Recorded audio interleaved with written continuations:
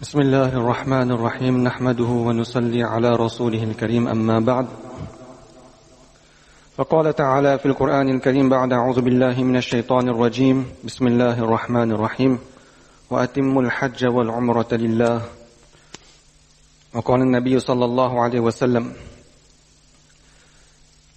من خرج من بيته متطهرا إلى صلاة مكتوبة فأجره كأجر الحاج المحرم ومن خرج إلى تسبيح الضحى لا ينصبه إلا إياه فأجره كأجر المعتمر رواه أبو داود صدق الله وصدق رسوله النبي الكريم ونحن على ذلك لمن الشاكرين والشاهدين والحمد لله رب العالمين. Le Hajj est une des actions les plus vertueuses de l'islam et tout le monde n'a pas l'occasion de l'accomplir comme il le veut. Il y a ceux qui n'ont jamais accompli le Hajj et qui désirent ardemment dans leur cœur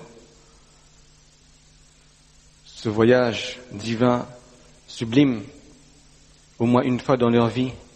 Et puis il y a ceux qui sont déjà partis pour le Hajj et qui ont donc goûté à cette saveur spirituelle, à cette, on va dire, toute cette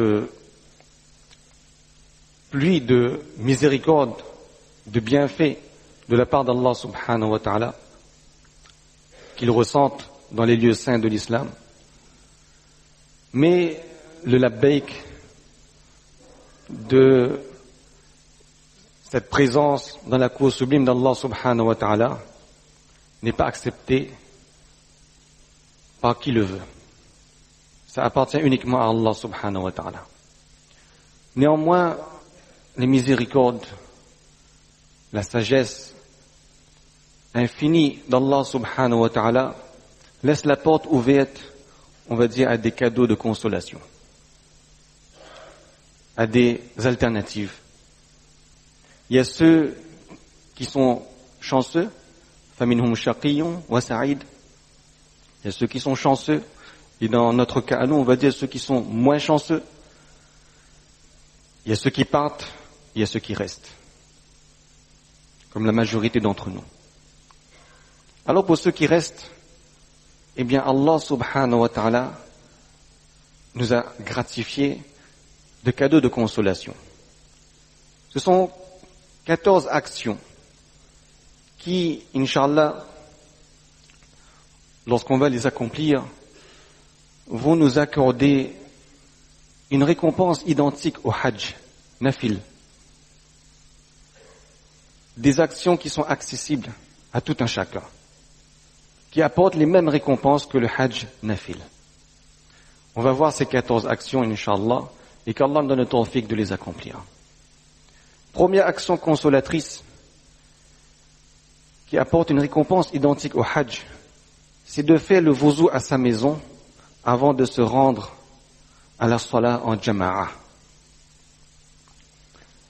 عن أبي أمامة رضي الله عنه أن رسول الله صلى الله عليه وسلم قال Abu Umama رضي الله عنه rapporte, il dit que Rasulullah صلى الله عليه وسلم a dit من خرج من بيته متطهرا, celui qui sort de sa maison purifié, c'est-à-dire après avoir accompli le wuzu convenablement, parfaitement, ila salatin maktuba, pour accomplir la salat maktuba, c'est-à-dire la salat farz, obligatoire.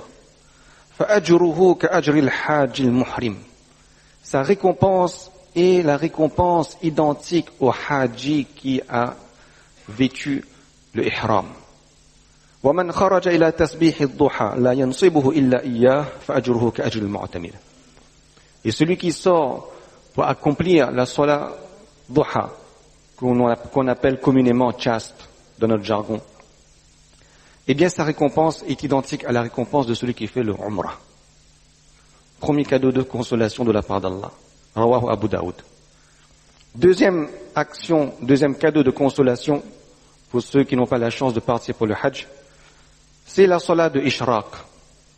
Là aussi qu'on appelle communément dans notre jargon la salat de Ishraq. An Anas ibn Malik radiyallahu an, Anas ibn Malik dans le rapport, il dit que Rasulullah sallallahu alayhi wa sallam a dit Man salla al-ghadata fi jama'a, celui qui a accompli la salat de Fajr en jama'a. Thumma qa'ada, ensuite il s'assit, il reste à sa place. يذكر الله حتى تطلع الشمس. Et il fait le rappel d'Allah jusqu'à ce que le soleil se lève.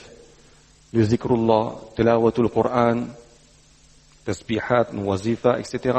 Où on écoute un hadith, on apprend un hadith, on apprend le Qur'an, apprendre, enseigner, etc. On reste dans la pensée ibadat d'Allah subhanahu wa ta'ala jusqu'au lever du soleil. ثم صلى ركعتين. Ensuite, cette personne accomplit 2 raka'at. كانت له كأجر حجة وعمرة. Cette personne reçoit la récompense de celui qui fait le hajj et le umrah. Pour 2 raka'at accomplis, en ayant fait cet effort de s'asseoir après la salat de Fajr jusqu'au lever du soleil à sa place, après avoir accompli la salat de Fajr en jama'a.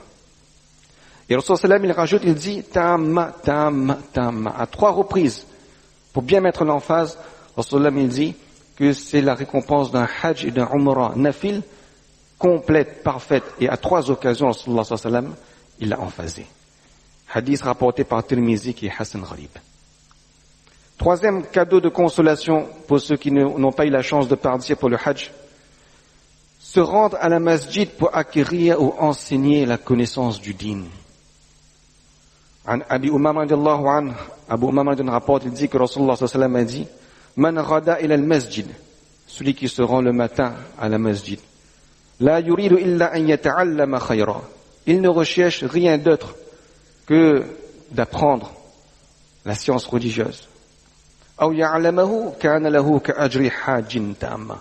Ou d'enseigner une science religieuse, cette personne reçoit la récompense similaire à celui qui fait un hajj complet.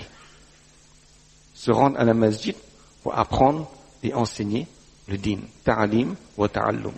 On se rend à la masjid, on a des ta'alim ou des programmes qui sont faits après les salawat, on s'assit, on aura la récompense, inshallah, d'un hajj complet parfait.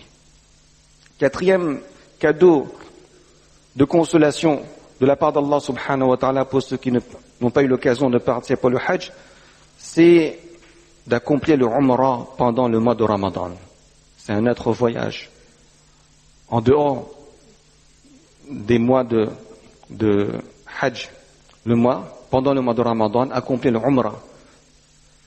عن ابن عباس رضي الله عنه أن النبي صلى الله عليه وسلم قال Ibn Abbas donne un rapport, il dit que Rasulullah sallallahu alayhi wa sallam a dit قال لإمرأة من الأنصار, a dit à une femme des Ansar, يقال لها أم سنان, qui s'appelait Sinan. ما منعك أن تكوني حججت معنا. dit oh Sinan, qu'est-ce qui t'empêche de faire le hajj avec nous?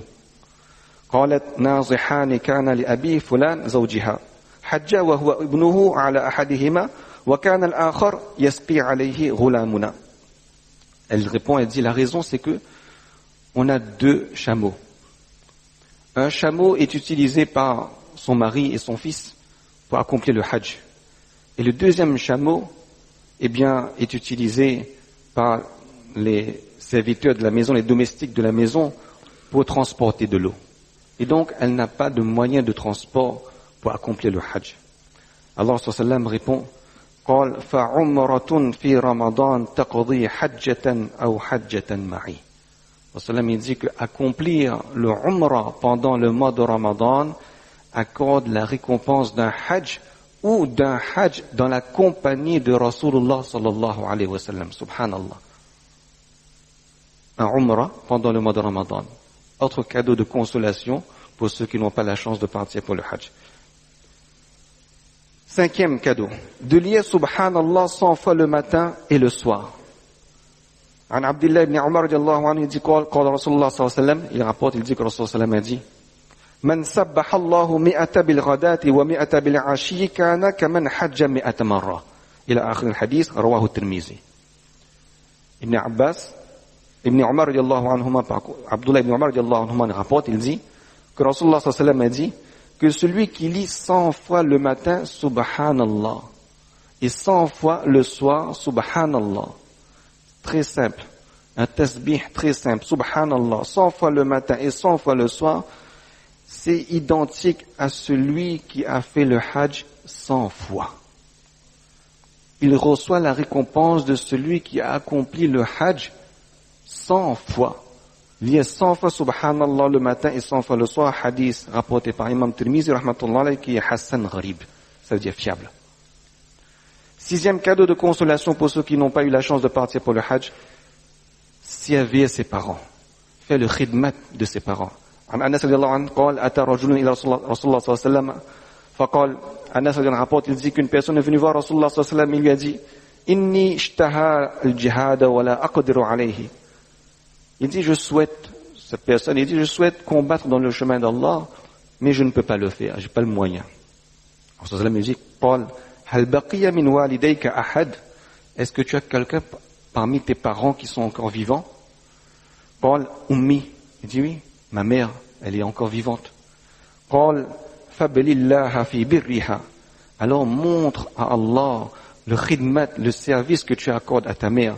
فإذا فعلت ذلك, si tu vas faire cela, فأنت حاج ومعتمر ومجاهد.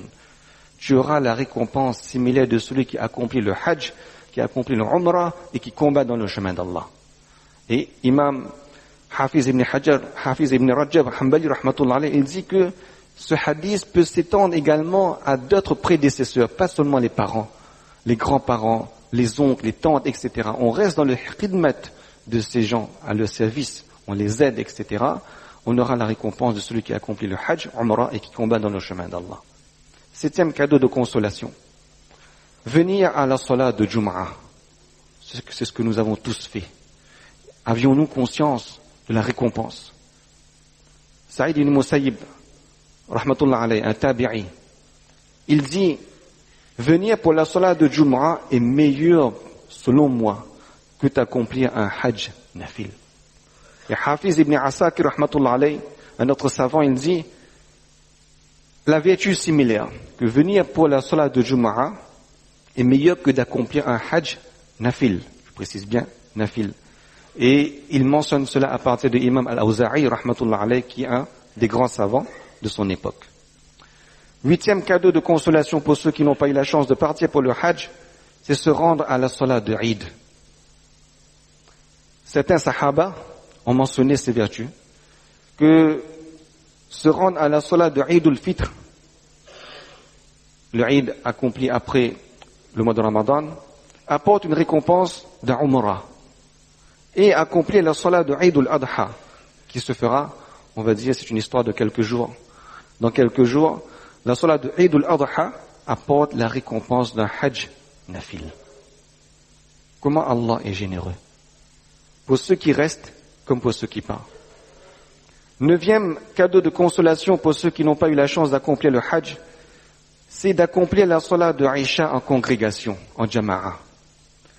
Uqba ibn Abdil Ghafir, rahmatullah alayhi, un savant, un tabi'i. Il rapporte, selon une version qui est fiable, et il dit, accomplir la salat de Aïcha en jama'a, tout au long de l'année, équivaut à la récompense d'un Hajj. Et accomplir la salat de Fajr en jama'a équivaut à la récompense et similaire en récompense au Umrah. Ce sont des actions que nous faisons, Inch'Allah, tous les jours. Mais en sachant la récompense, on va la faire, cette action, ihtisaban. Ça veut dire en recherchant maintenant la vertu qui est attachée à cette action. Lorsque je viens pour ma salat de Isha en jama'at, eh bien je reçois la récompense de quoi? D'un Hajj. Et si je viens pour ma salat de Fajr, je reçois la récompense d'un Umrah. Comment on va accomplir ces actions avec enthousiasme, avec choc, avec envie, et l'action ne sera plus la même. 10e cadeau de consolation, c'est remplir les besoins d'un frère musulman, d'un musulman. Imam Hassan Basri, rahmatullah alayhi, il dit, vos démarches, vos actions que vous entreprenez pour accomplir, pour remplir les besoins d'un musulman, sont meilleurs pour vous que d'accomplir plusieurs hajj successifs. Et cela est mentionné également par Allama Zabidi, rahmatullah alayhi. Et là aussi, c'est meilleur que plusieurs hajj successifs dans le sens de hajj nafil. 11e cadeau de consolation pour ceux qui n'ont pas eu la chance d'accomplir le hajj, de partir pour le voyage du hajj, c'est d'accomplir toutes les obligations religieuses. Ibn Rajab, rahmatullah alayhi, il écrit que l'accomplissement de toutes les obligations religieuses, tous les faraïs, les choses qui sont obligatoires et toutes les wajibat, les choses qui sont obligatoires à un degré moindre, est meilleur que le hajj et l'umrah nafil. Meilleur que le hajj et l'umrah nafil. Une action faraz obligatoire est meilleure que le hajj et umrah nafil. Et il appuie cela par un hadith de Bukhari, Sharif, qui établit que pour atteindre, la meilleure façon pour atteindre la proximité d'Allah, c'est à partir d'une action qui est farz, qui est obligatoire.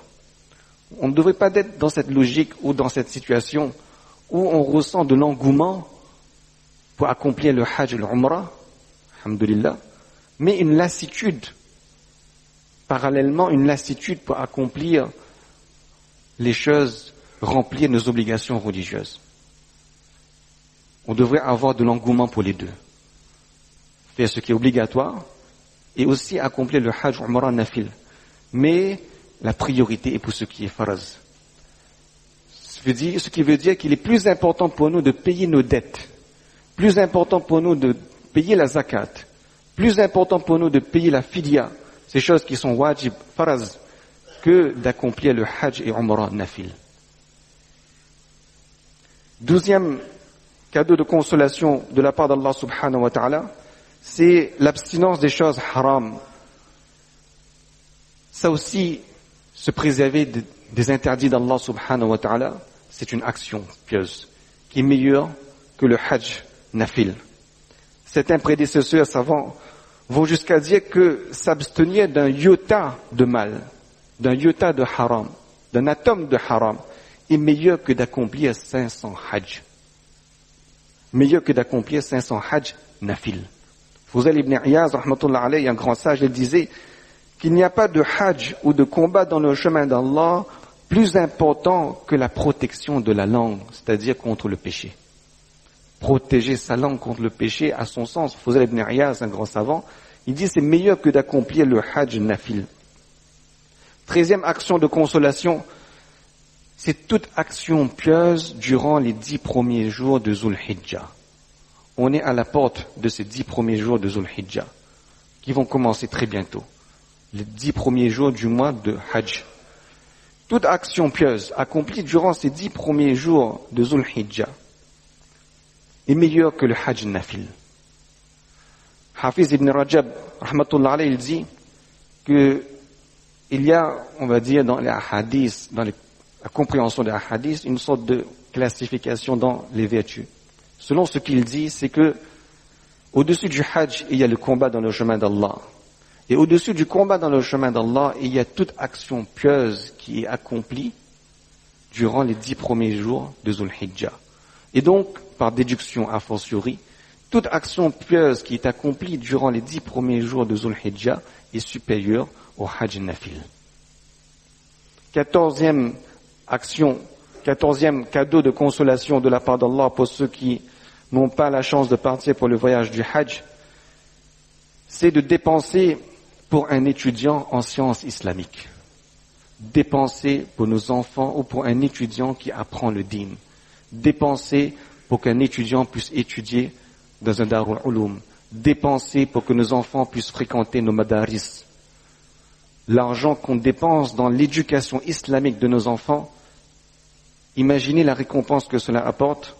Une fois, une personne est venue voir un père de famille, Imam Muhammad ibn Sahnoun.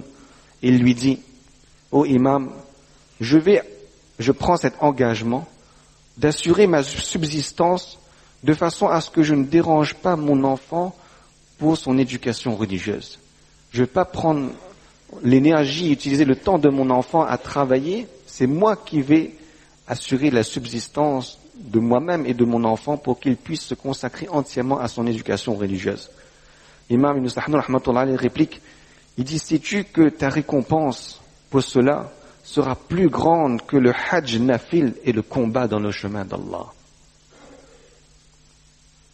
Les quelques euros, les quelques centaines d'euros qu'on dépense pour nos enfants, pour l'éducation islamique, a une valeur inestimable, supérieure selon ce imam au hajj nafil et le combat dans le chemin d'Allah. Ça, ce sont les 14 cadeaux de consolation qu'Allah subhanahu wa ta'ala accorde à ceux qui n'ont pas la chance de partir pour le hajj. Il est important quand même de noter encore une fois, que ces actions concernent évidemment le hajj nafil, umrah nafil, surérogatoire, et que le hajj qui est obligatoire, faraz, il n'y a aucune action qui puisse remplacer cela. On a bien vu à travers les hadiths.